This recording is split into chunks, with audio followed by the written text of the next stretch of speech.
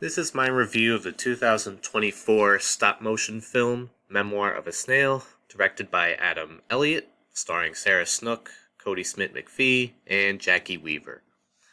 The film focuses on Grace Puddle, who is this reclusive person living in Australia, and it focuses on her life overcoming trauma and bullying and isolation, which mostly manifests in her state of being a hoarder of snail related objects, and also focuses on the relationship between herself and her brother, who has been trying to survive the abusive foster home that he is sent to as a child. Like Adam Elliott's previous film, Mary and Max, the film has a very desaturated color palette, which mostly consists of browns and grays, which may not be very appealing to most people who prefer their animation very colorful, but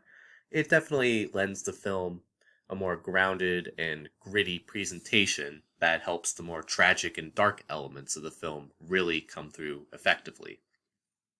Likewise, with Adam Elliott's work, the very dry, dark humor also kind of fits this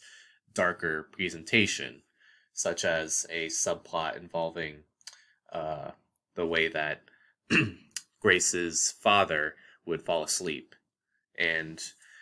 so the character designs also reflect this because they have a very round presentation that isn't immediately cute, but also is allowed to express darker, more mature subject matter more than if it was too cutesy.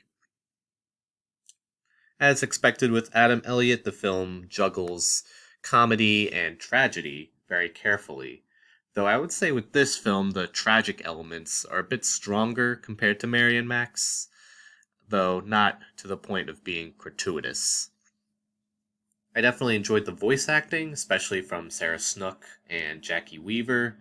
with Sarah Snook giving Grace a very gentle but unstable tenderness, whereas Jackie Weaver really brought through a lot of charisma and energy with her character, Pinky. So the film also has a pretty good score, I would say, and without spoiling it, I think the film definitely achieves a really careful balance of being tragic but also very bittersweet in its third act. As expected with stop motion, the very physical, tangible presentation and the way that very minor motions are communicated definitely has a lot of gravitas. And even with the short runtime of the movie,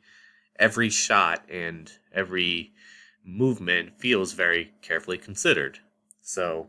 moments that are very comedic or very tragic hit all that much harder compared to if it was all CGI and over animated. Overall, while I still think Mary and Max ranks high among my favorite stop motion movies, I think that 15 years later, Adam Elliott still proves that he's a one of a kind talent with his blend of humor and sadness and very distinctive presentation in terms of color palette and character design. And I would recommend this if you're interested in adult animated films.